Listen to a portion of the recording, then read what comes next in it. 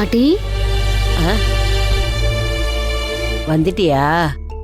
என்ன பாட்டி இங்கேயே உட்காந்து தூங்கிட்டு இருக்கீங்க? உன்னதான் எதிர்பார்த்துக்கிட்டு இருந்தேன், அப்படியே கண்ணை சந்துட்டேன். எனக்காக ஏன் எதிர்பார்த்துட்டு இருந்தீங்க? என்கிட்ட தான் ஒரு கீ இருக்குல்ல, உள்பக்கமா லாக் பண்ணிட்டு போய் தூங்க வேண்டியதானே? ஏண்டி, நீ இந்த குடும்பத்துக்காக இவ்வளவு நேரம் கஷ்டப்பட்டு உழைச்சிக்கிட்டு இருப்ப, நான் சௌகரியமா படுத்து தூங்கணுமா? எப்படி என்னால முடியும்? என்ன பாட்டி நீங்க, எனக்கு ஆபீஸ்ல ஆடிட்டிங் நடந்துகிட்டு இருக்கு. 2-3 நாள் ஒர்க் கொஞ்சம் ஹெவியா தான் இருக்கும், மத்தபடி ஒன்றும் இல்ல.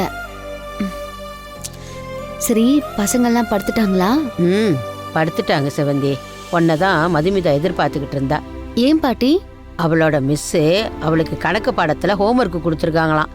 அது அவளுக்கு புரியலையா, அத ஒன்னால தான் சொல்லி கொடுக்க முடியும்னு சொன்னா.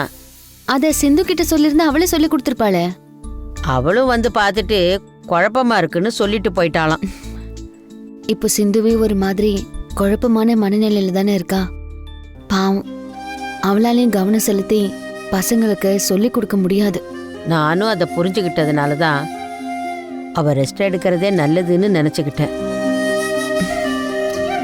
சிந்துவோட மனசுல ஏதோ ஒண்ணு இருக்கு பாட்டி, அது என்னன்னு தான் சொல்ல மாட்டேங்கிறா.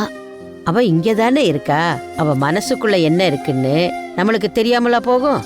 பாத்துக்கலாம் செவந்தி. நீ ரொம்ப அலுப்புல வந்திருப்ப, போய் தூங்கு. நானும் கதவை சாத்திட்டு வந்து படுத்துக்கிறேன். சரி பாட்டி. அது சரி, சாப்பிட்டியா? சாப்பிட்டேன் பாட்டி. போய் தூங்கு போ.